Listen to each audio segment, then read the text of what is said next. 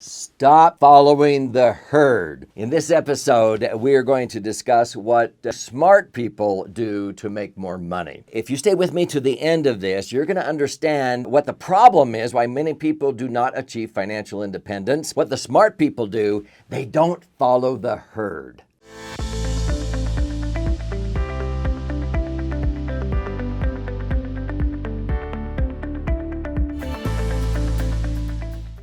Welcome back. My name's Doug Andrew, and I've been a financial strategist for 45 years and helping people minimize unnecessary tax and optimize their authentic wealth. This is my studio. If you want, you can also subscribe to my podcast. I do a weekly radio show. I've been doing it for 11 years. But I want to start out with a story. Okay. Years ago, I met Dan Sullivan. He's coached over 6,000 of the world's top entrepreneurs. 25 years ago, I met him, and I began to go to Chicago 20 years ago every 90 days to be in a mastermind group with 70 other entrepreneurs. And in my group, many times we've had Steve Forbes and Richard Branson and Arianna Huffington of the Huffington Post. These are just over-the-top thinkers. Well, let me tell you what happened. The first time I went into Chicago O'Hare, and I travel a lot, I found my way out to go to the hotel, which is close to the airport. It was the Sheraton Gateway Suites. So I'd been in Chicago O'Hare several times, but this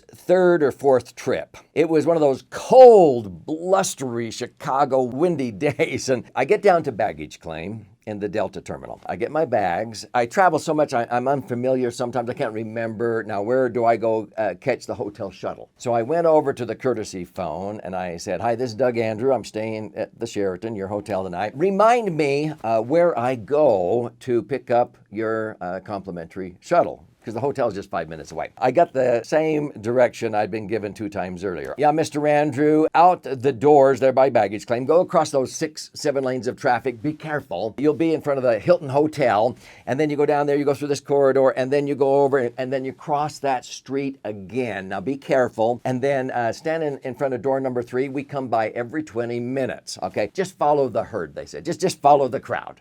I go, "Okay." So I did that. So I followed the crowd, took my life in my hands, crossing those lanes of traffic, dragging it through slush, and it was a cold day. I go over to the Hilton Hotel. I finally get in front of door number 3. I'm standing there waiting for their courtesy shuttle, and my suit is sopping wet. My hair's windblown. I'm sort of frazzled, okay? And I turn and look, and the guy standing next to me had been sitting next to me on the plane, but his suit was dry. His hair was neat. He's eating a Chicago dog and enjoying it with a lemonade in cold weather. And I'm miserable. And I said, "How did you get here first and in such great shape?" He said, "Oh, didn't you know? They're doing construction, and so the floors are covered with Visqueen, but there's these big red and blue arrows that say Bus Shuttle Center. And it points you down these obscure escalators that nobody pays attention to. And you go down under those busy lanes of traffic. You come up in the basement of the Hilton Hotel, and then you go under those lanes of traffic. And you come up here in the car rental center, but if you turn left, it says Bus Shuttle Center left, and you're right here by this hot dog stand." I get to the Sheraton and I ask the concierge and the bell captain, "Hey, I've been coming here now for about a year, and I plan on coming here every 90 days for 20 years. How come you didn't tell me about the safer, more sheltered route?" Do you know what they said? "Oh, Mr. Andrew, we have so many people asking. We don't have time to explain. We just tell them to follow the crowd. They get here. You got here." Folks.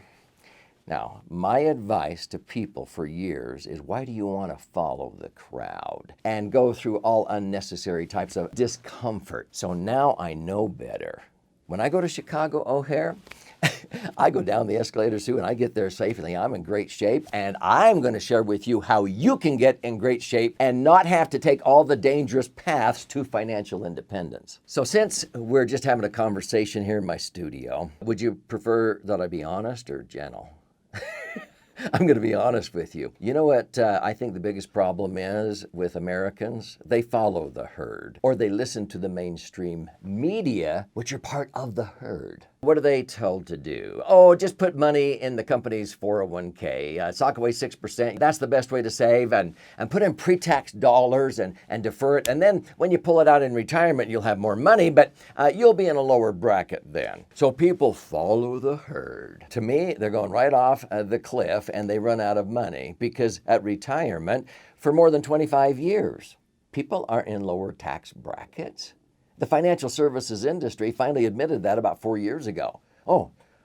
I guess people aren't, that wasn't the best advice. Well, if you're a fiduciary and you're supposed to be looking out for people's best interests and you knew they were going to be paying a higher amount in taxes, why did you keep telling them to defer? You should have maybe rolled it over to a Roth and paid the taxes, got the taxes over and done with sooner than later. A lot of times people do that and they follow the herd and go over to a Roth. Now, you've maybe heard me say, I've never owned an IRA or 401k, never will. I've never owned a Roth, never will. My favorite vehicle, I wrote a book about it. It's called the Laser Fund. It stands for Liquid Assets Safely Earning Returns. But the reason I like the Laser Fund for not only retirement planning, college funding, it knocks the socks off of a 529 plan, business planning, working capital, emergency funding, college, and all the things you want to do for your kids, your business. It's the Laser Fund, and I use it because it has so much flexibility, but it accumulates my money tax-free. I've averaged 8.2% net cash on cash tax-free rates of return for years. The last 25 years, I've actually, with two strategies, averaged 10.07%.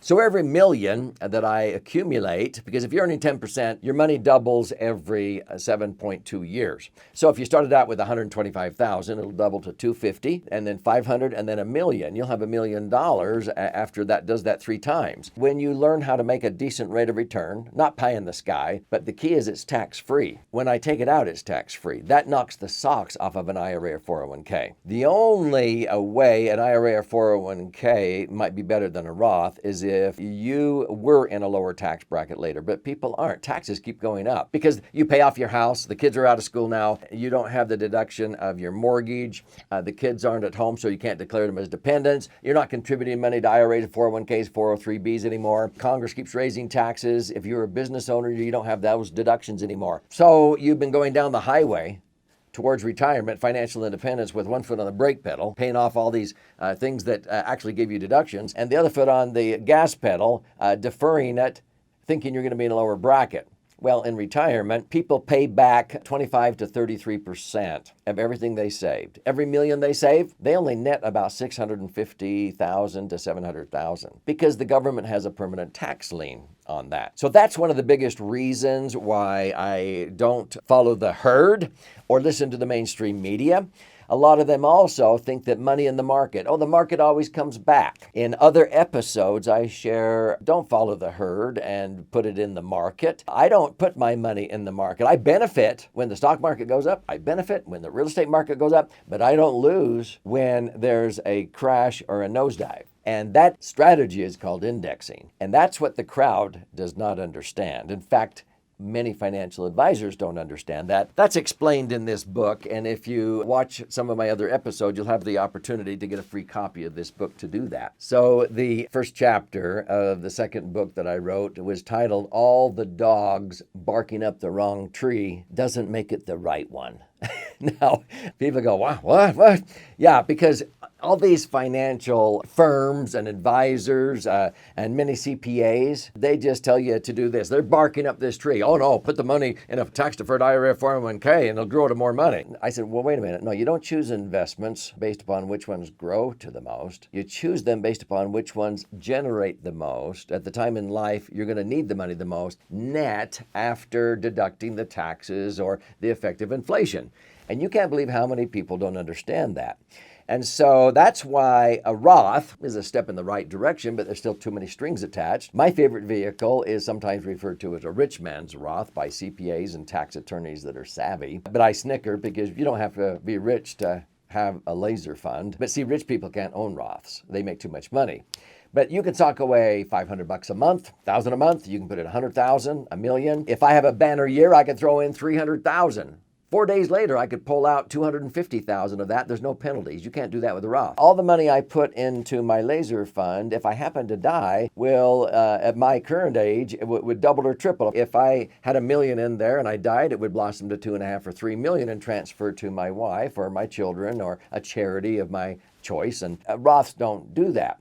But see, the herd follows that traditional advice because they don't look at the big picture, in my opinion. What I want you to understand is that from 1974 to 1980, I acquired and responsible for over 3,000 clients in 13 Western states. And I had their money in the market, trying to average a 12% rate of return. But, sometimes you make 12 or 20, but then other years you lose 12 or 15 or 20. And like in 2008, people lost 40%. Well, in 1980, that's when I was introduced to 3 sections of the Internal Revenue Code that have been grandfathered for now over 100 years. And I began to look at what E.F. Hutton had a brainchild moment, aha, of how to accumulate, access, and transfer money totally tax-free, earning 7, 8, 9, 10%. And so I've done that ever since. Those 3,000 clients were never happier than when I got their money out of the volatile market and into a laser fund where they could earn predictable, stable rates of return of 8, 9, 10%. Some years much more than that. I'm talking about the average over a 20, 30-year period, tax-free.